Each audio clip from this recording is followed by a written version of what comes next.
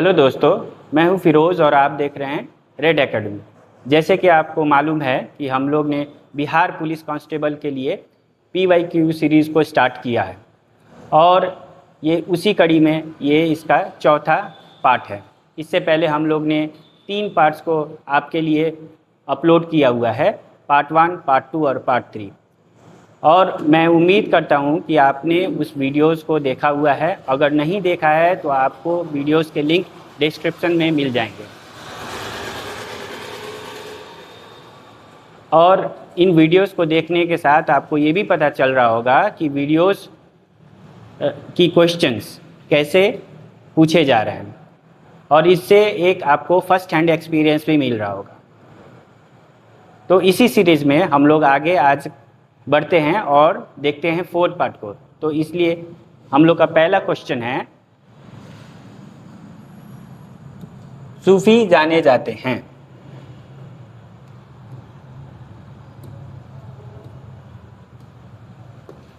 पहला क्वेश्चन है, सूफी जाने जाते हैं ईसाई संत के नाम से, हिंदू संत के नाम से, मुस्लिम संत के नाम से या फिर बौद्ध संत के नाम से। तो हमें ये समझना होगा जो सूफी संत होते हैं वो, जैसे 1-2 एग्जाम्पल मैं देता हूँ, उसके हिसाब से आप समझ जाएंगे कि सूफी संत कौन है। जैसे हम लोग ने नाम सुना होगा,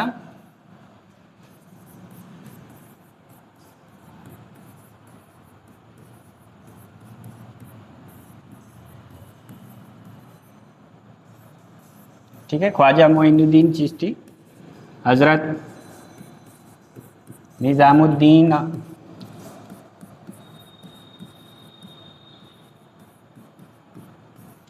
हजरत सलीम चिश्ती,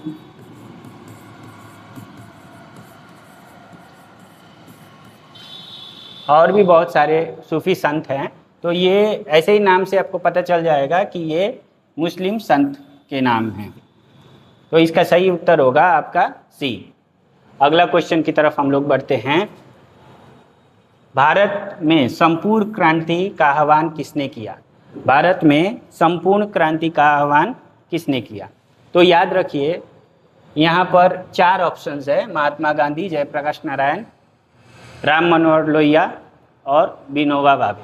तो इसका सही आंसर होगा JP, जयप्रकाश नारायण। इसका सही आंसर होगा जयप्रकाश नारायण। तो जयप्रकाश नारायण ने 5 जून 1974 को संपूर्ण क्रांति का आह्वान किया। ये किस लिए किया गया था कि उस समय क्या हो रहा था कि देश में बहुत ज़्यादा बेरोजगारी थी।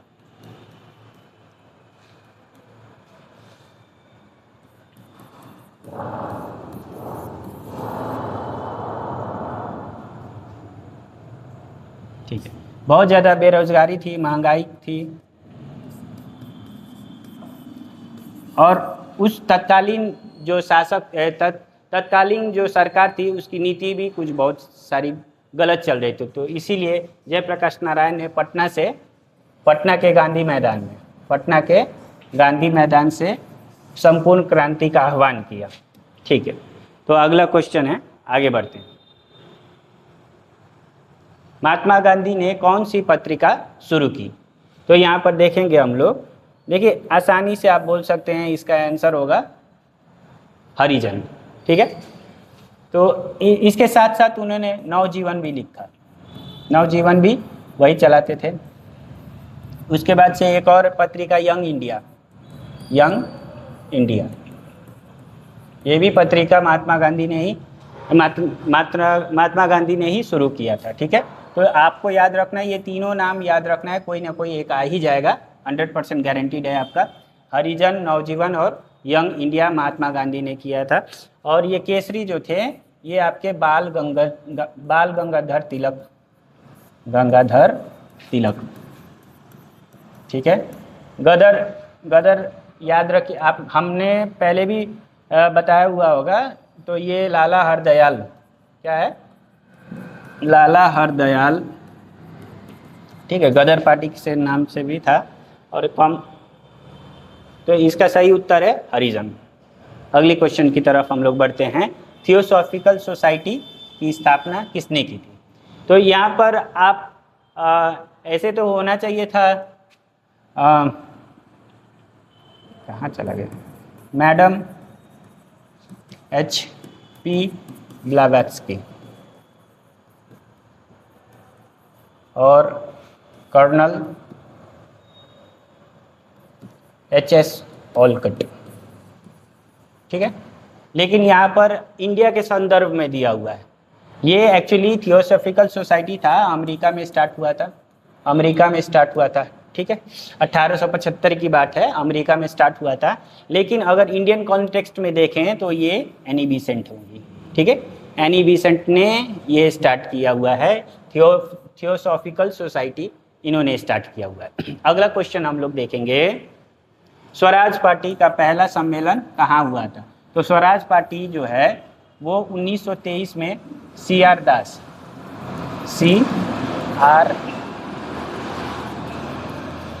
दास और मोतीलाल नेहरू,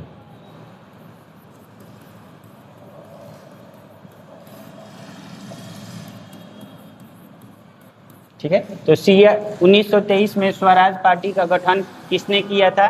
तो C.R. दास यानी चित्तरंजन दास ने किया था और मोतीलाल नेहरू ने मिलकर किया था, ठीक है।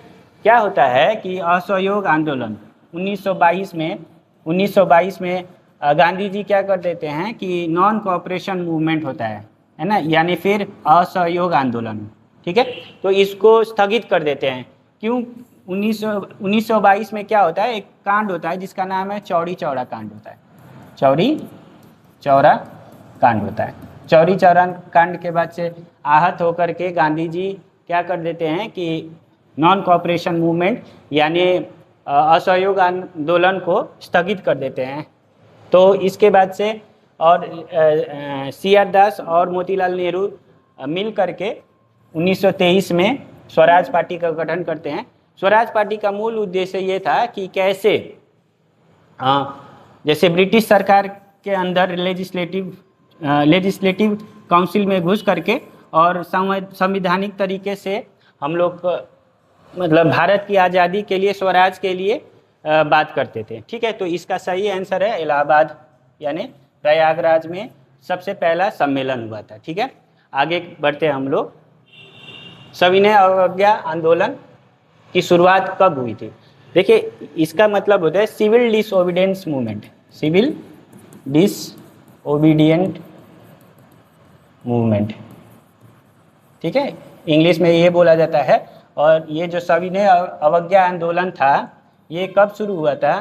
तो किसके साथ शुरू हुआ था? तो नमक आंदोलन के साथ शुरू हुआ था।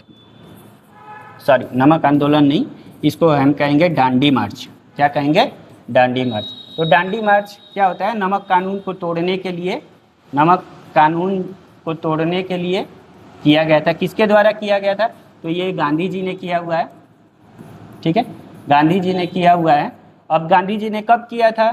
तो 24 मार्च को किया था, 24 मार्च 1930 में किया। इसका मतलब है, इसका सही उत्तर है 1930। सविनय अवज्ञा आंदोलन कब हुआ था? तो 1930 में हुआ था। अगले क्वेश्चन की तरफ बढ़ते हैं। ईश्वर चंद्र विद्यासागर ने किस क्षेत्र में सहयोग दिया था? तो क्या वो विधवा पुनर्विवाह था, सती प्रथा उन्मूलन था, बाल विवाह था, या फिर भूदान आंदोलन था? तो ईश्वर चंद्र विद्यालय के बाद ईश्वर चंद्र विद्यासागर के बारे में बात करते हैं तो ये बहुत बड़े समाज सुधारक थे।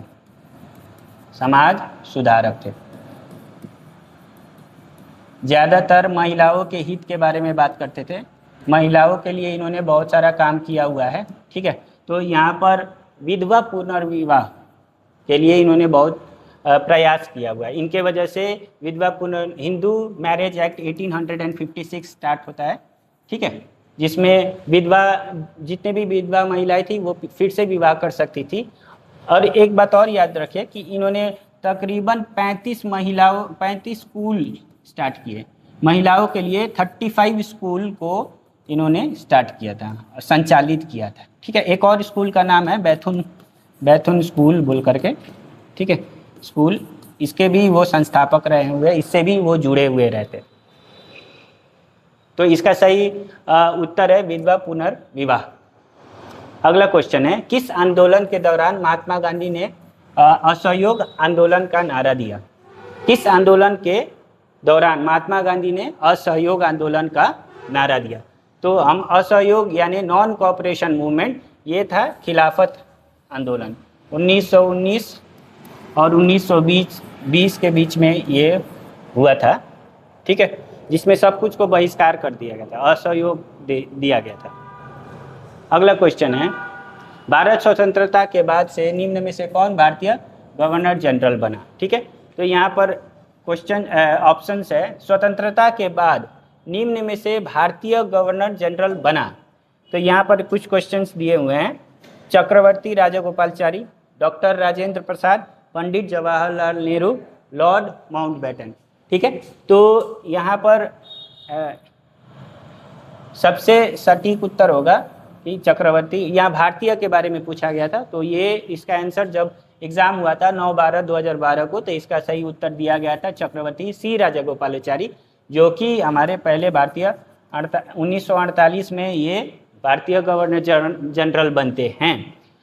उसके बाद से क्या होता है कि 1950 में हमारा देश गणतंत्र हो जाता है, तो इसकी उपाधि खत्म कर दी जाती है, यानी गवर्नर जनरल की उपाधि खत्म कर दी जाती है, और यहाँ पर हम लोग राष्ट्रपति को अपना संवैधानिक हेड मान लेते हैं। ठीक है, अगला क्वेश्चन है, मध्यकालीन समय से डैश शताब्दी तक कहा जाता है। तो अगर हम देखें इतिहास, तो इतिहास को 3 हिस्सों में बांटा गया है। भारतीय जो इतिहास है, ठीक है, जो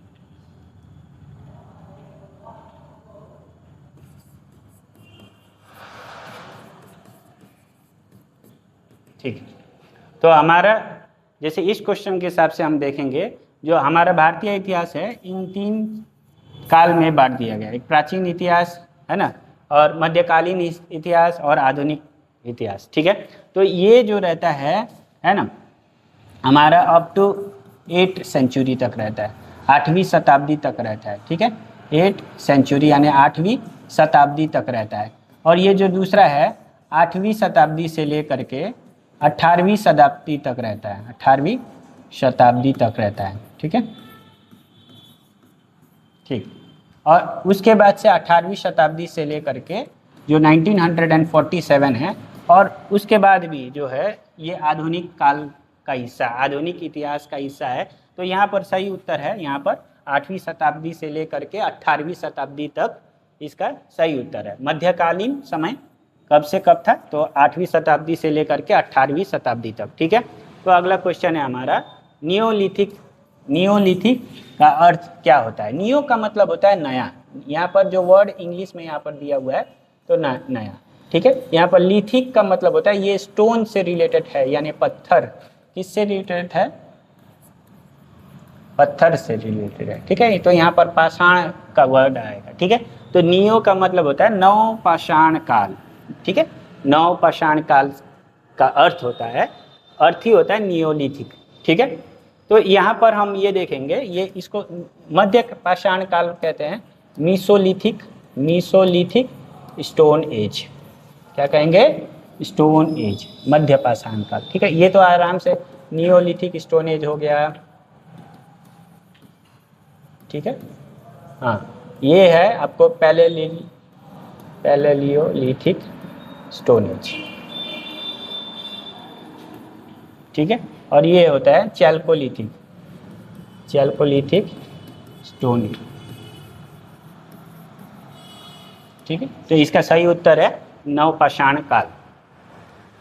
अगला क्वेश्चन है, मनुष्य द्वारा पहली बार नवपाषाण युग में पालतू बनाया जाने वाला। यहाँ पर नवपाषाण युग का मतलब होता है, फिर से वही बोल रहे हैं कि ये नियोलिथिक का बात हो रहा है, ठीक है। तो पहली बार नियोलिथिक एज में किस जानवर को पालतू बनाया गया था? तो यहाँ पर क्या है, इसका भेड़ सही आंसर होगा, ठीक है। तो भेड़ को और बकरी को दोनों को, बहुत सारे क्वेश्चंस में आपका बकरी का भी आएगा, ठीक है, लेकिन इसका उत्तर भेड़ होगा, याद रखिएगा। अगर दोनों ऑप्शन है तो भेड़ होगा, अगर सिर्फ भेड़ है तो बकरी नहीं है तो भेड़ होगा, अगर भेड़ नहीं है, बकरी है, कुत्ता बिलाई है, कुछ भी है, तो उसका आंसर बकरी होगा। इस क्वेश्चन का आंसर होगा भेड़।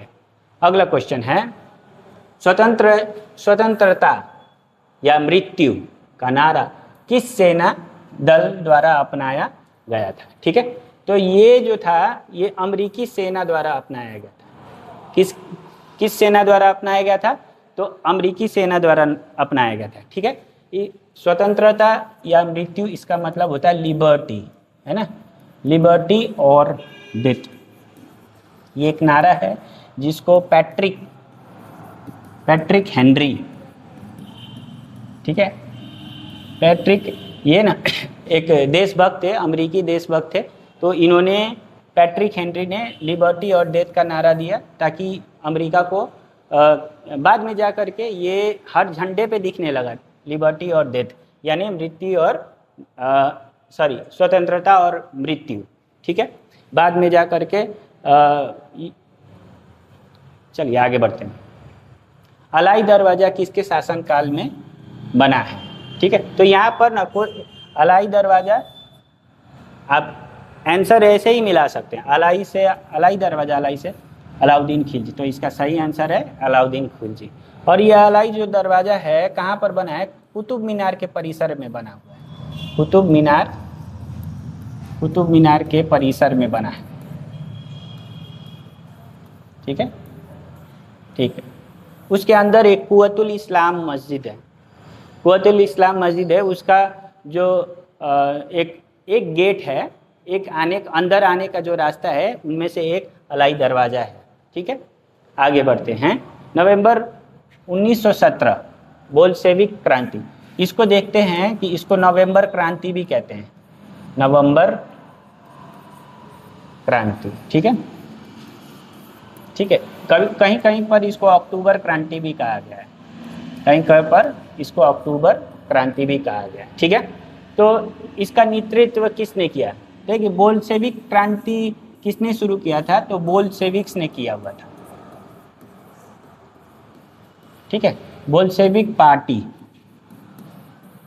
ठीक है। तो इसके जो हेड थे उस समय लेनिन थे। कौन थे? लेनिन, ठीक है। तो इसका सही आंसर होगा, लेनिन है क्या? हाँ, ये आंसर इसका सही होगा, ठीक है। अगला बढ़ते हैं। किस गवर्नर जनरल ने अपने आप को बंगाल का शेर कहा?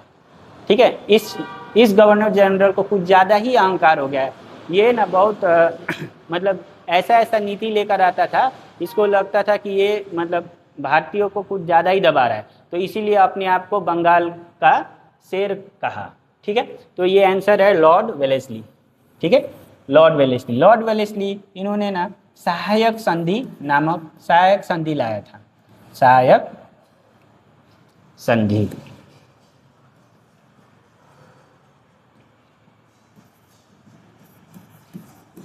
जिसको हम इंग्लिश में सब्सिडियरी अलायंस है, यानी किसी राजा को अपना खुद का सेना रखने की आवश्यकता नहीं थी, अनुमति नहीं थी, ये कहेंगे, ठीक है। अगला क्वेश्चन की तरफ हम बढ़ते हैं। किस अंग्रेज ने पहली बार भगवत गीता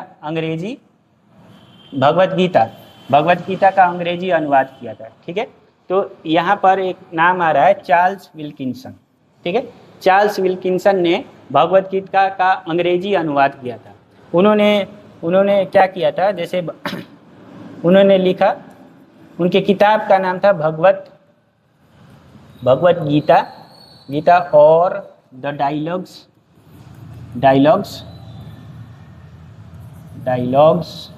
ऑफ कृष्णा एंड अर्जुन, ठीक है। इसी तरीके से स्पेलिंग था इसका, भगवत गीता और dialogues of Krishna and Arjun. तो इसका सही उत्तर है चार्ल्स विल्किंसन। अगला क्वेश्चन है, निम्न में से किस भारतीय शासक ने आधुनिक तर्ज पर विदेशों में अपना दूतावास खोला था? देखिए बहुत इम्पॉर्टेंट क्वेश्चन है, एक बहुत इम्पॉर्टेंट क्वेश्चन है। तो इन्होंने क्या किया था, दूतावास खोला था। जिस तरीके से आज के टाइम में एम्बेसी हुआ करता है, इसी तर्ज पर ये जो इनमें से कोई भी एक व्यक्ति हैं, उन्होंने क्या खोला था, दूतावास खोला था। ठीक है, तो इनका नाम था टीपू सुल्तान। क्या नाम था? टीपू सुल्तान। ठीक है, तो इन्होंने फ्रांस जा करके इन्होंने जैकोबियन क्लब भी ज्वाइन किया हुआ था, जैकोबियन क्लब। ठीक है, तो इनकी राजधानी क्या हुआ करती थी? श्रीरंगपट्टनम राजधानी।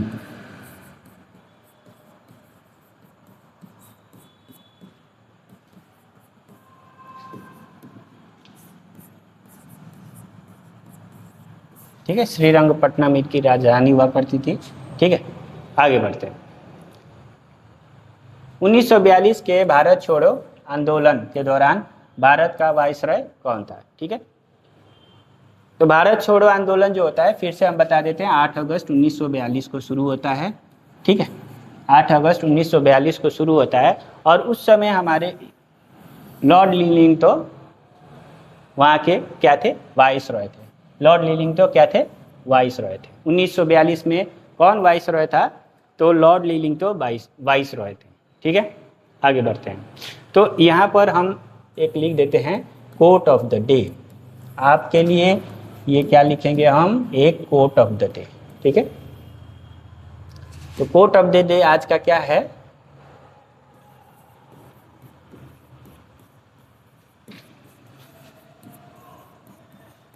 आज की मेहनत।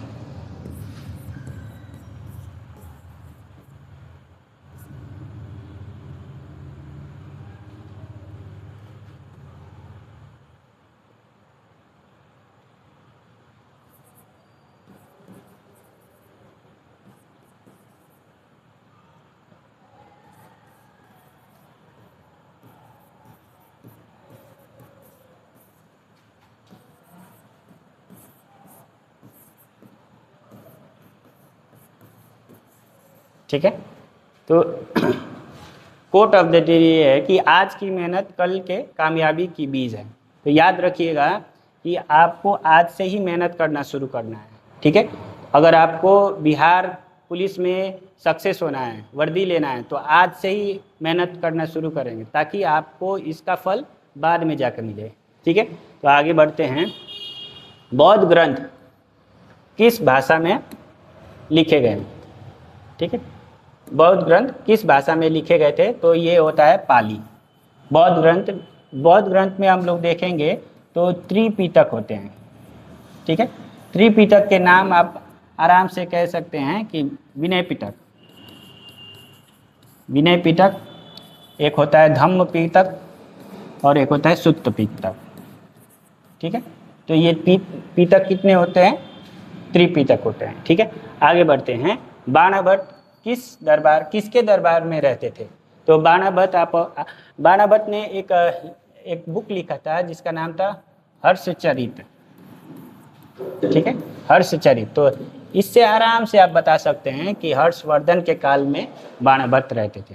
और इनका एक और बुक फेमस है जिसका नाम है कादम्बरी। ठीक है, तो बाणाभट्ट किसके दरबार में रहते थे?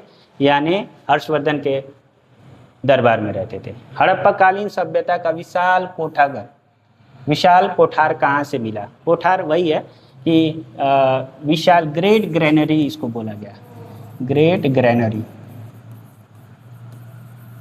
ठीक है, तो विशाल कोठागर कहाँ पर मिला? अनाज को भंडारण करने के लिए जो जगह होता है उसको विशाल कोठागर बोला गया, अनाज भंडारण के लिए। ठीक है, तो इसका सही उत्तर है मोहनजोदारो। ठीक है, मोहनजोदारो जो है सिंधु नदी के किनारे है। ठीक है, सिंधु नदी के किनारे है। आगे बढ़ते हैं। चंद्रगुप्त मौर्य चंद्रगिरी पर्वत श्रवणबेलगोला किस जैन संत के साथ गए थे? ठीक है, तो क्या होता है कि चंद्रगुप्त मौर्य जो है प्रथम मौर्य शासक थे, ठीक है। इनको इनके गुरु ने ट्रेन करके मगध के राजगद्दी पर बैठा दिया। लेकिन बहुत साल बाद राज करने के बाद से इनके शासनकाल में 12 वर्ष तक भीषण, ठीक है, भीषण अकाल पड़ जाता है। इतना ज़्यादा अकाल पड़ जाता है कि वहाँ से लोगों को पलायन करना पड़ जाता है। तो इसी काल में जैन धर्म क्या होता है, यहाँ पर बढ़ जाता है। बढ़ने के बाद से ये जो, ठीक है, एक श्वेतांबर होते हैं और ये होते हैं दिगंबर, ठीक है। तो श्वेतांबर के जो गुरु थे स्थूलभद्र और दिगंबर के जो गुरु थे भद्रबाहु, ठीक है। इनके साथ ये चले जाते हैं चंद्रगिरी, जो कर्नाटक के आज के टाइम में है, चंद्रगिरी पर्वत के पास चले जाते हैं। ये किसके साथ जाते हैं, तो भद्रबाहु। और वहाँ पर ना ये अपना मतलब उपवास रख करके, ऐसा रहता है कि पूरा शरीर को त्याग देना रहता है। जैन धर्म में ऐसा रहता है कि उपवास रख करके सल्लेखना बोला जाता है उसको, सल्लेखना, ठीक है। तो सल्लेखना पद्धति, ठीक है, सल्लेखना पद्धति के अनुसार ये अपना शरीर को उपवास रख करके शरीर को त्याग देते हैं, ठीक है। तो ये भद्रबाहु थे, भद्रबाहु के साथ चले गए थे। अगला क्वेश्चन है, मौर्य वंश के किस शासक यूनानी ग्रंथों में अमित्र घाट कहा गया है। अमित्र घाट किसे कहा जाता है, तो यूनानी ग्रंथों में एमिट्रोचेट्स ऐसे ही लिखा जाता है इंग्लिश में। तो यहाँ पर अमिट्रोचेटस, ठीक है। तो ये बिंदुसार को कहा गया है, या फिर इसका जैसे यहाँ पर अमित्र घाट का मतलब होता है स्लेयर ऑफ एनिमीज, यानी जो दुश्मन के नाशक होते हैं उसको अमित्रोगेट्स कहते हैं, ठीक है। तो इसका सही आंसर है बिंदुसार। अगला क्वेश्चन है, आर्य समाज की संस्थापक कौन थे, ठीक है। तो आर्य समाज के संस्थापक थे राजा राम मोहन रॉय। 1815 की बात है, राजा राम मोहन रॉय ने आर्य समाज को शुरू किया था, ठीक है। भारत का पहला गवर्नर जनरल कौन था, ठीक है। तो देखिए, भारत का पहला गवर्नर जनरल जो थे वो लॉर्ड विलियम बेंटिक थे, ठीक है, लॉर्ड विलियम बेंटिक। यहाँ पर वैरेन हेस्टिंग की बात करें तो ये गवर्नर बंगाल के गवर्नर जनरल थे,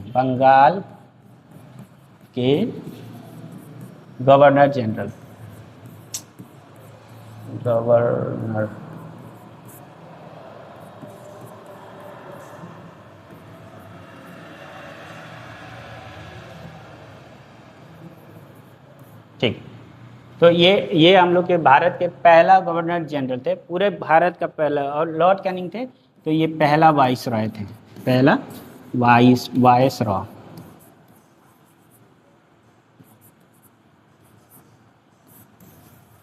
ठीक है, तो इसका सही आंसर है लॉर्ड विलियम बेनेटिक। अगला क्वेश्चन है, दिल्ली में स्थित लाल किले में मोती मस्जिद का निर्माण किसने कराया था। तो दिल्ली में लाल किला आपने सुना होगा, ये लाल किला किसने बनवाया था, तो शाहजहां ने बनवाया था। तो इसी तर्ज पर हम कहेंगे क्या, लाल किला के अंदर अगर मोती मस्जिद है तो आप सोचिएगा कि शाहजहां ने बनवाया था, नहीं। इसका सही आंसर है औरंगजेब। देखिए, मोती मस्जिद दो है, एक तो लाल किले के अंदर मोती मस्जिद है, लाल किले के अंदर जो है, ठीक है, मोती मस्जिद है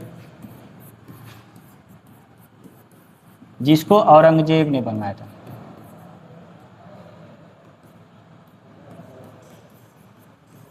ठीक है, जिसको औरंगजेब ने बनाया था। उसी तरह से आगरा के किले में आगरा में भी एक मोती मस्जिद है, ठीक है, तो उसको शाहजहां ने बनवाया था। ठीक है, उसको शाहजहां ने बनवाया था। तो इसका दिल्ली वाले लाल किला का जो मोती मस्जिद है उसका निर्माण किसने कराया था? तो औरंगजेब ने करवाया था। ये खुद के लिए है ना इबादत खाना के रूप में इन्होंने मस्जिद बनाया था, पर्सनल यूज़ के लिए बनाया था। काकोरी रेल डकैती यानी काकोरी ट्रेन एक्शन की कल्पना राम प्रसाद बिस्मिल और डैश ने की थी। ठीक है, तो काकोरी रेल डकैती में एक और ये राम प्रसाद बिस्मिल का नाम आता है और साथ साथ अशफाकुल्ला खान का नाम आता है। ठीक है, दोनों एकदम घनिष्ठ मित्र थे। ठीक है, तो आगे बढ़ते हैं। और ये कौन से साल में होता है? तो 1925 में होता है। कौन से साल में होता है? 1925 में होता है। आगे बढ़ते हैं। महात्मा गांधी के राजनीतिक गुरु कौन थे? किसे माना महात्मा गांधी के राजनीतिक गुरु के रूप में किसे जाना जाता है? तो ये सिंपल सा आंसर है, गोपाल कृष्ण गोखले। जब महात्मा गांधी 1915 में आए तो ये इनको मिलने गए। ठीक है, और इन्होंने क्या सजेस्ट किया? इन्होंने राय दिया कि भारत की स्थिति को समझना है तो भारत पहले भ्रमण करो। तो 1 साल तक गांधी जी ने पूरा भारत भ्रमण किया। ठीक है, उसके बाद तो इसका सही आंसर है गोपाल कृष्ण गोखले। ठीक है, तो एक बात और है कि इन्होंने 1905 में सोसाइटी ऑफ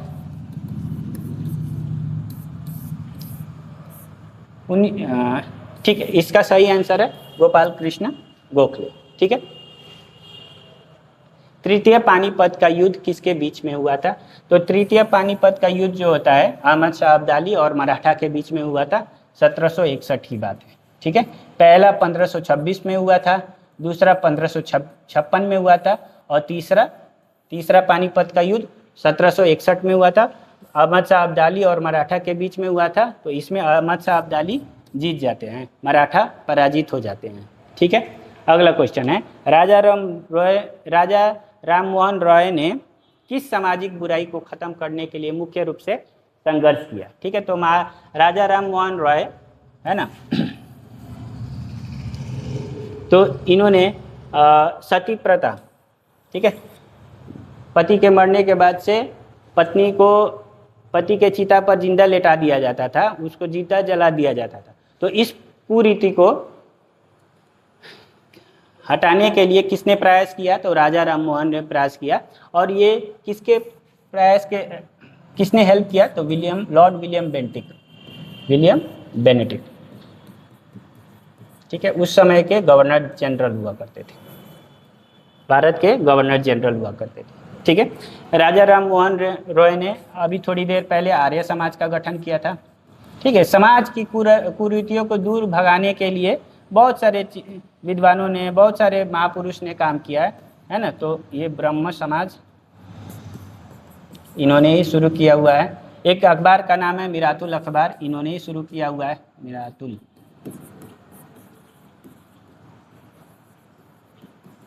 ठीक है, बहुत सारे राजा राम मोहन को पढ़ेंगे तो बहुत सारी चीज़ों को याद आ जाएगा। अगला बार है भारत में पुर्तगाली उपनिवेश की राजधानी गोवा को बनाने वाला व्यक्ति कौन था? है ना, भारत में पुर्तगाली उपनिवेश की राजधानी गोवा थी ठीक है, तो इसको किसने बनाया था? इसको नीनो डी कुन्हा ने बनाया था। ठीक है, नीनो डे कुन्हा। ठीक है, कब बनाया था? तो 1530 में बनाया था। कहाँ से? पहले कोचीन हुआ करता था, बाद में इसको शिफ्ट किया 1530 में गोवा में शिफ्ट कर दिया गया। ठीक है, अगला है दिल्ली समझौता, है ना। अगर आपने मेरा पिछले वीडियो देखा होगा तो आपको दिल्ली समझौता देखते ही याद आ गया होगा कि ये गांधी इरविन समझौता की बात है। ये कब होता है? तो 1931 में होता है। द्वितीय गोलमेज सम्मेलन से पहले होता है। ठीक है, द्वितीय गोलमेज सम्मेलन से पहले होता है। ठीक, अगला क्वेश्चन है भारतीय राष्ट्रीय कांग्रेस के पहले अंग्रेज यहाँ पर याद रखिएगा, पहले अंग्रेज अध्यक्ष कौन थे? तो देखिए 1885 में WC बनर्जी। ठीक है, ये हमारे पहले अध्यक्ष रह गए। 1887 में बदरुद्दीन तैयब जी, ये कहाँ पर? मद्रास मद्रास के अधिवेशन में, है ना, ये पहले मुस्लिम थे।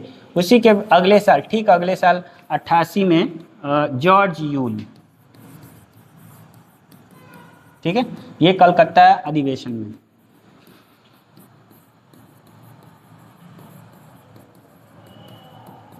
ठीक है, तो इसका सही आंसर है जॉर्ज यूल। जॉर्ज यूल 1888 में जॉर्ज यूल भारतीय राष्ट्रीय कांग्रेस के पहले अध्यक्ष बनते हैं।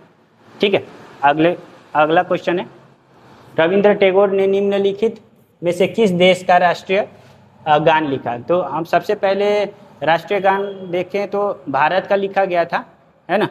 भारत का राष्ट्रीय गान जो है जन गण मन जो है वो किसने लिखा था? तो रविंद्रनाथ टैगोर ने लिखा था। तो साथ साथ ना उन्होंने बांग्लादेश का भी राष्ट्रीय गान लिखा था जिसका नाम है आमार सोनार बांग्ला। ठीक है, आमार सोनार बांग्ला। ये कब होता है? जब बंगाल विभाजन होता है तो उसके बाद से इन्होंने लिखा हुआ है। अगला क्वेश्चन है, शिकागो में 1893 में विश्व धर्म संसद में किसने भाग लिया? ठीक है, तो ये स्वामी विवेकानंद ने भाग लिया था। स्वामी विवेकानंद ने यहाँ पर शुरुआत का जो भाषण था, है ना, किससे शुरू किया था? तो my brothers and sisters of America, my brothers and sisters of America, ऐसे बोल करके लोगों का अभिवादन किया। उसके बाद तो तालियों की गूंज थी, है ना, माहौल बन गया था। ठीक है, तो ये कहाँ पर विश्व धर्म संसद जो हुआ था 1893 में हुआ था, और यहाँ वहाँ पर किसने भाषण दिया था? तो भाग लिया था तो स्वामी विवेकानंद ने भाग लिया था। ठीक है, अगला क्वेश्चन है, सर्वप्रथम यूरोपीय व्यापारी जो हिंद चीन जो है इसको इंडो चाइना कहते हैं। क्या कहते हैं?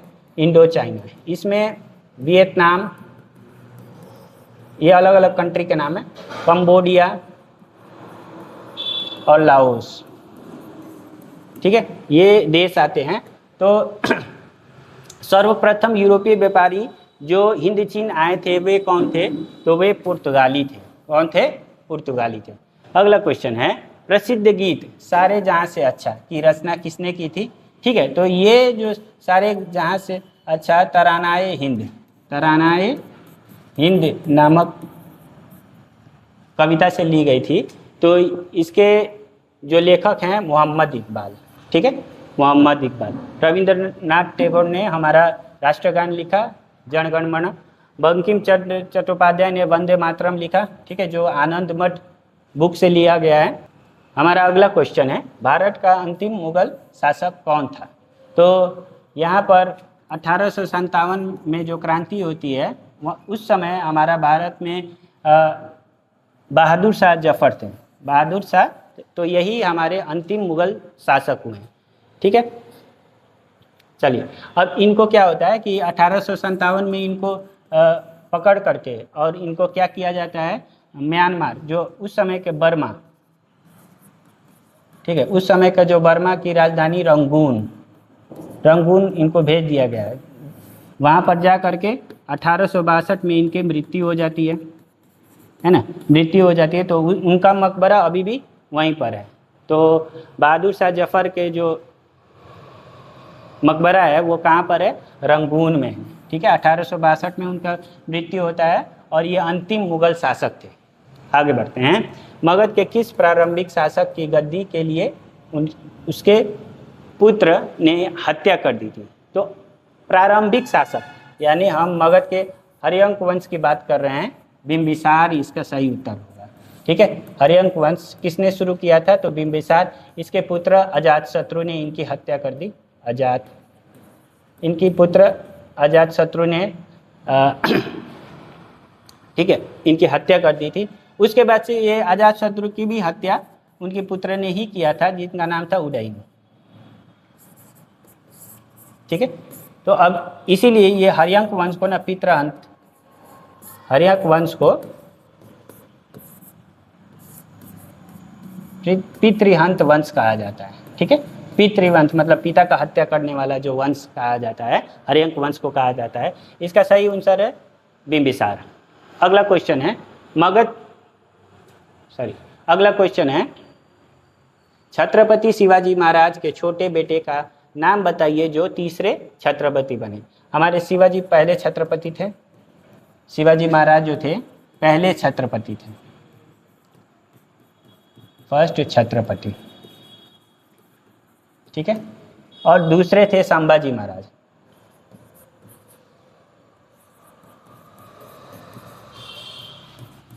ठीक है। तो यहाँ पर उत्तर होगा राजा राम महाराज, ठीक है।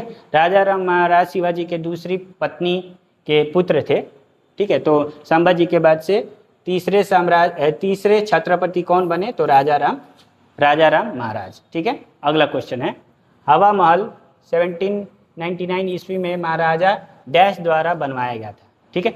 तो क्या होता है कि राजपूताना महिलाओं को जैसे बाहर देखने की इच्छा होती थी, तो अब उनको कोई देखे नहीं, इसके लिए ये हवा महल का निर्माण करवाया गया था। इसमें ना बहुत सारे खिड़कियाँ होते थे, ठीक है, खिड़कियाँ बहुत सारी होती थी, ठीक है। तो ये खिड़कियों को झरोका बोला जाता था,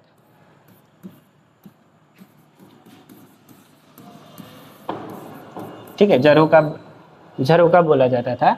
और ये अपनी महिलाओं के लिए किस महाराजा ने बनवाया था, तो महाराजा सवाई प्रताप सिंह ने बनवाया, महाराजा सवाई प्रताप सिंह ने बनवाया। आगे बढ़ते हैं।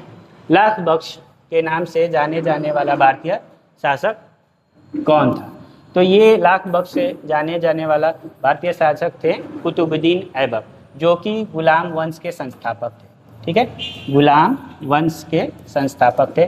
कब 1206 में। इनकी मृत्यु कब हुई, तो 1210 में। तो कैसे हुई, तो ये चौगान है ना, चौगान खेल रहे थे, यानी पोलो खेल रहे थे, तो पोलो खेल रहे थे तो घोड़े से गिर करके इनका डेथ हो गया, ठीक है। तो इसका सही उत्तर है कुतुबुद्दीन ऐबक। अगला क्वेश्चन है पुस्तक poverty and un British rule in India के लेखक कौन है, तो यहाँ पर इसके लेखक को क्या कहते हैं, grand old man of India कहते हैं, grand old man of India, ठीक है। तो मैंने ये पहले ही बता दिया है, अगर आपने पुराना वीडियो देखा हुआ है, पिछला मेरा वीडियो देखा होगा, तो आप ये आसानी से बता देते हैं कि इसका आंसर क्या है, दादा भाई नौरोजी, दादा भाई नौरोजी। और दादा भाई नौरोजी 1892 में, है ना, इनको ब्रिटिश संसद में MP बनने का मौका मिला, ठीक है। और ये 3 मरतबा भारतीय राष्ट्रीय कांग्रेस के अध्यक्ष रह चुके हैं। आगे बढ़ते हैं। प्राग ऐतिहासिक काल का अर्थ क्या है, ठीक है, वह काल जिसका कोई लिखित विवरण उपलब्ध न हो, वह काल जिसका लिखित विवरण उपलब्ध हो, वह काल जब मनुष्य ने लिखना शुरू किया था, आधुनिक इतिहास का काल। तो प्राग ऐतिहासिक काल जो होता है जिसमें कोई भी लिखित साक्ष्य नहीं रहता है, ठीक है। तो यहाँ पर कोई भी लिखित विवरण नहीं होता है। और एक होता है कि आद्य ऐतिहासिक काल,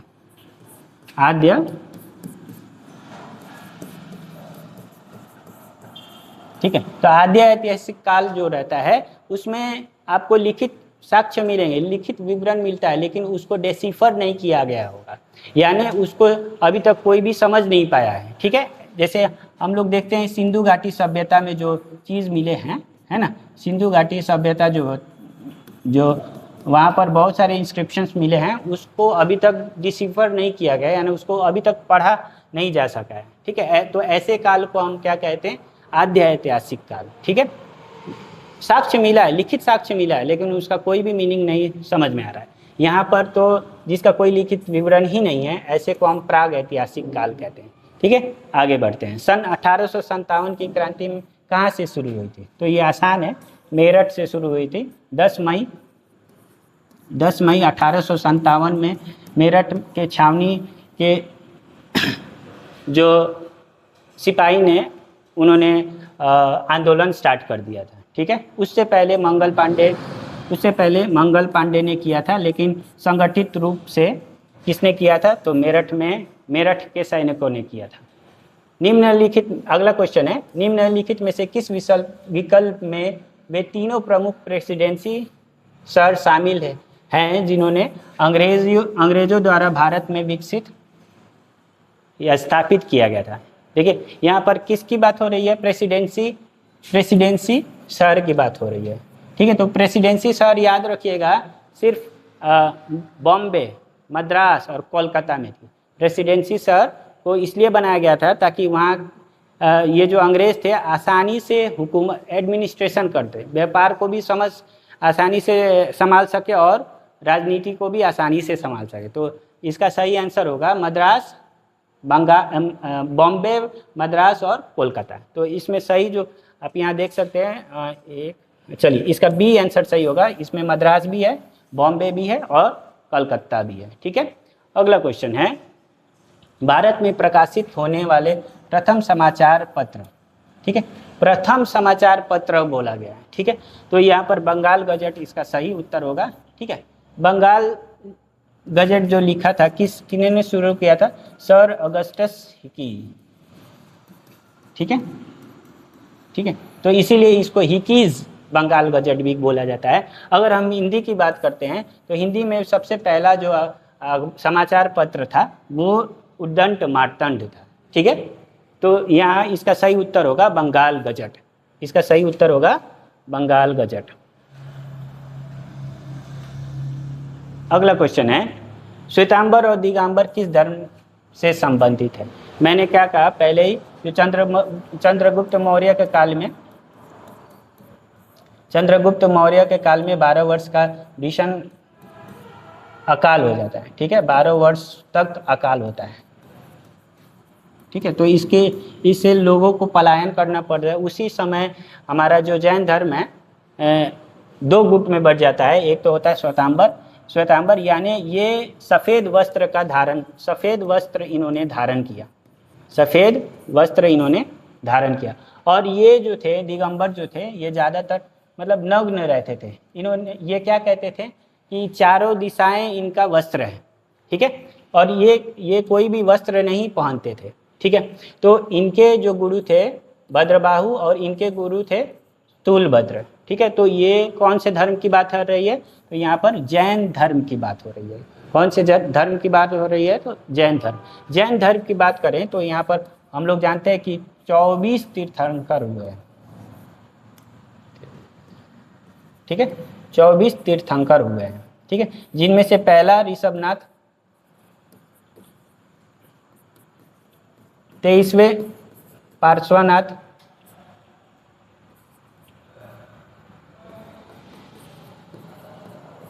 और 24वें महावीर स्वामी। ठीक, अगला क्वेश्चन है सिंधु घाटी सभ्यता के लोगों को किस धातु की जानकारी थी। देखिए सिंधु घाटी के लोगों को सोना, चांदी, तांबा, कांसा सब की जानकारी थी। ठीक है, तांबा, कांसा, सीसा। ठीक है, लेकिन उनको किस चीज़ की जानकारी नहीं थी, तो उनको चलिए लोहा की कोई जानकारी नहीं। ठीक है, अगला क्वेश्चन है सोहन सिंह भाकना का संबंध किस संस्था या संगठन से है। तो सोहन सिंह भाकना जो थे उसका ऑप्शन है स्वराज पार्टी, गदर पार्टी, नौजवान भारत सभा और फॉरवर्ड ब्लॉक। तो सोहन सिंह भाकना याद रखिएगा ये गदर पार्टी के संस्थापक थे। ठीक है, तो इससे पहले हमने ये भी कहा था कि गदर पार्टी को किसने शुरू किया था, तो याद रखिएगा गदर पार्टी को किसने शुरू किया था, सोहन सिंह भाकना ने शुरू किया था। किसके साथ मिल करके, तो लाला हरदयाल। ठीक है, लाला हरदयाल के साथ मिल करके इन्होंने 1913 में गदर पार्टी शुरू किया था। और ये कहाँ शुरू किया था, तो अमेरिका के सैन फ्रांसिस्को में शुरू किया था। अमेरिका के सैन फ्रांसिस्को में। ठीक है, ठीक, तो हाँ यहाँ तक हम लोग ने बढ़िया से इसको कवर किया हुआ है। अब तक के हम लोग के 200 पार क्वेश्चंस को हम लोग ने देख लिया हुआ। और ये वाकई में आपके बिहार पुलिस कांस्टेबल एग्ज़ाम्स में पूछे गए सवाल है। 2010 से लेकर के 2025 तक के ये जितने भी सवाल को हम लोग ने संगठित करके आपके सामने हमने लाया है और आपको ये बताने की कोशिश किया है कि एग्ज़ाम वाकई में किस किस दिशा से किस किस तरीके से पूछा गया है। तो अगर आप इसी तरीके से और भी वीडियो चाहते हैं तो हम लोग को सब्सक्राइब करिए, ज़्यादा से ज़्यादा सब्सक्राइब कीजिए और ज़्यादा से ज़्यादा शेयर कीजिए। ज़्यादा से ज़्यादा सब्सक्राइब करेंगे और ज़्यादा से ज़्यादा शेयर करेंगे। तो आज के इस सेशन में इतना ही रहने देते हैं। हम फिर मिलेंगे अगले टॉपिक में। Thank you very much.